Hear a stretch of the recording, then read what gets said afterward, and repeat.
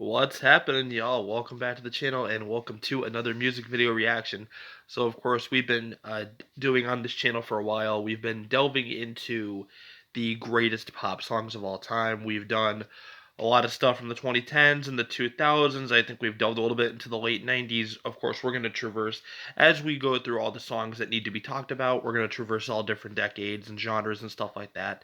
And, of course, we're going to, along the way, run into some clunkers and some songs that in my personal opinion are not so hot, but because they were so ubiquitous and so commercially successful that you have to at least give them a passing glance. I look like Iggy Azalea's Fancy and Megan Trainor's All About That Bass and Black Eyed Peas I Got a Feeling, which we already did reactions to.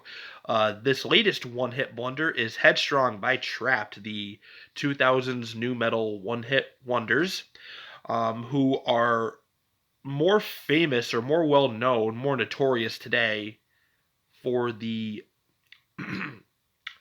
for their lead singer Chris Taylor Brown and his unhinged social media presence dating back to 2020 and the onset of the pandemic. I don't want to say the word too out loud. I don't want this video to get freaking struck down just for saying a word. Um, he's endorsed the Proud Boys, and literally a friend of mine got blocked last week by the Trapt Facebook page because people were calling Trapt out for having a bar show, a concert at a bar where only like 40 people attended. I'm not making it up, and for them being so irrelevant and so bigoted and hateful and stupid, moronic, what have you, and people are like Chris Taylor Brown, I believe, manages the Trapt Facebook page, and he blocks people, including a friend of mine, left and right. So, for the sake of potentially pouring gasoline in the fire, assuming he ever sees this, we are going to react and roast the shit out of Headstrong by Trapt. But of course, as part of this series, I will tell you about the chart success. So, over the course of 2002 and 2003, Headstrong peaked at number 16 on the Hot 100, 40 on Adult Top 40. It topped both alternative airplay and mainstream rock at number 4 on the mainstream top 40.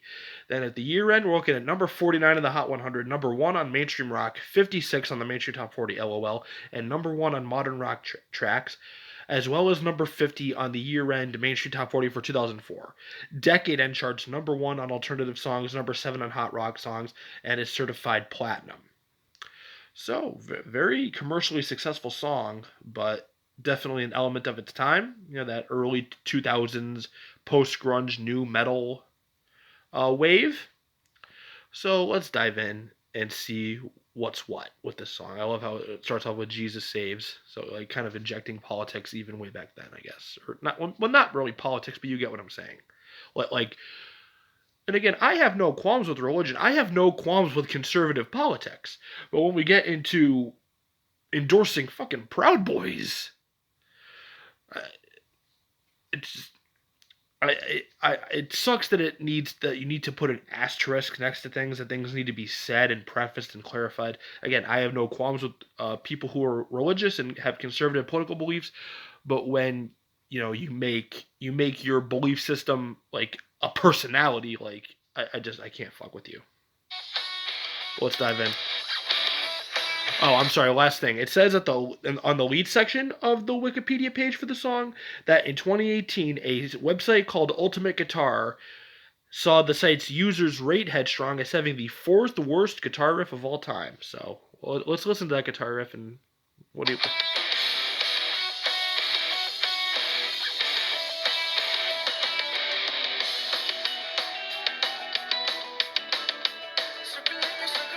I mean, it's nothing to write home about.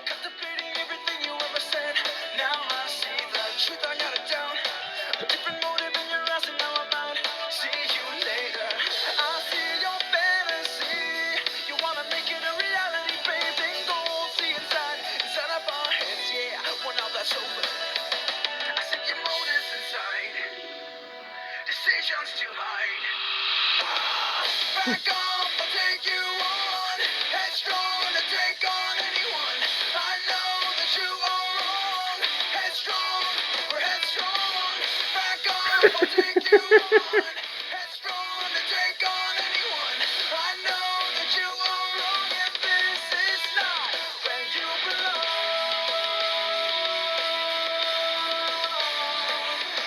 So I guess what stands out to me is like he's not the worst radio rock vocalist, but that's not saying much.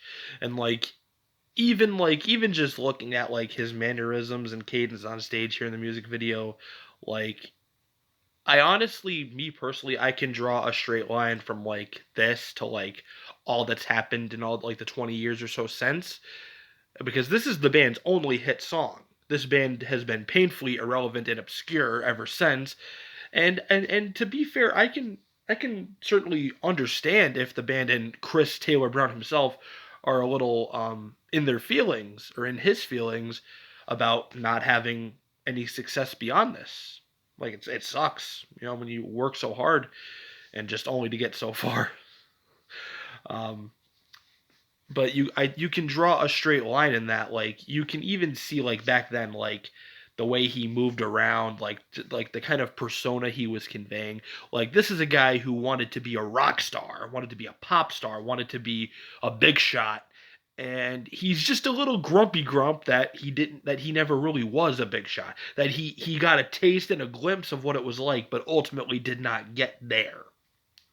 We certainly don't talk about Trapt the way we talk about the Beatles or the Rolling Stones or the Backstreet Boys or Linkin Park or any other band of any genre you can point to. So I mean, again, like when we talk about 15 minutes of fame, this is literally it.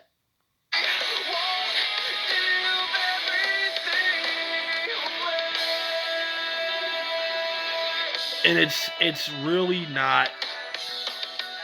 I don't want to pause it anymore too much. It's not the most. It's not even the most percussive track. It's not the most interesting track. Like it's like a rock song was made in a laboratory. Like the production gloss trying to manufacture a hook and a sensibility is painfully evident in my opinion.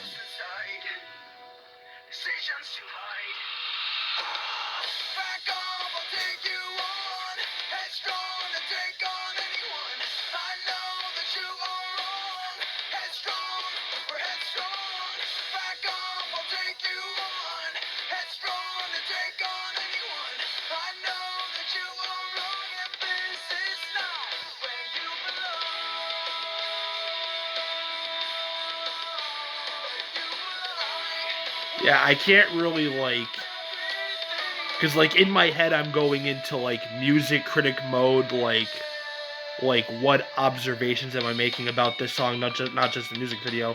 Um, Again, it's like it's extremely basic, it's extremely formulaic, and you know what? I think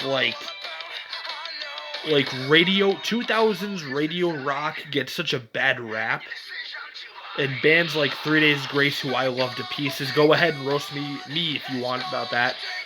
Bands like 3 Days Grace get such a bad rap, but it's like 3 Days Grace stands head and shoulders, whole body above garbage like this. Like you want to call 3 Days Grace derivative or generic, like this is it right here. Like sure, they're more talented than me.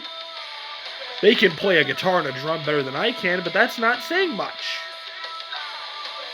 This is painfully basic, painfully average, but it capitalized on what would ultimately be an antiquated aesthetic for its time. You know, a lot of the bands that came up in at the turn of the millennium, in new metal and stuff like that, like we all can't be Linkin Park, unfortunately. We can't have, hey, there's my yellow card vlog getting recommended. Isn't that nice when the algorithm, hey, there's 3 Days Grace too and the Black Keys. Isn't that cool? Isn't it nice when the algorithm works the way you want it to? Um, but when you have like a genre and aesthetic and vibe that maybe wasn't built to last, then you end up with very archaic, very, again, antiquated remnants of a bygone era. And again, I can understand being a little grumpy grump that your 15 minutes of fame didn't become a 16 or a 17 or 20 minutes of fame or whatever, however long you wanted to be in the limelight. But certainly making an ass of yourself on social media with politics and religion is not the way to do it, or not the way to compensate for that. And I don't know. Again, not very a percussive track, not very interesting or attention grabbing. I mean, as you can see, I mean, I was able to talk through most of that while it was going on. I mean, while still talking about it, but not very like for as commercially successful as it was, like in that is a product of its time it was released in, and I wouldn't say it stands out among its contemporaries of that era. How long have we been on here for? 10 minutes and 50 seconds. Okay, I'll wrap it up in just a minute here. Thank you for sticking with me. Love you. Um, I think what label were they on? Warner Brothers. Yeah. So like, I think this would be I guess a prime example of like that major label production gloss and production value, if you want to call it that, sort of compensating and I guess making up for what ultimately amounts to a painful lack of originality, personality, what have you. Um, just one of those hits that I guess shouldn't have been a hit. But maybe I'm the asshole, and maybe I'm not as great of a music critic. So if you are a fan of this song, and that's perfectly okay if you are, I mean, it's certainly part of a niche that has some semblance of an audience. Um, but if you like Headstrong, feel free to let me know what's what in the comments. We can hash it out cordially. If you enjoyed this reaction, I thank you for watching. If you did enjoy, please leave a like and subscribe, and hit the bell to get notified when another video drops. And we will see you back here very soon for the next video. Take care.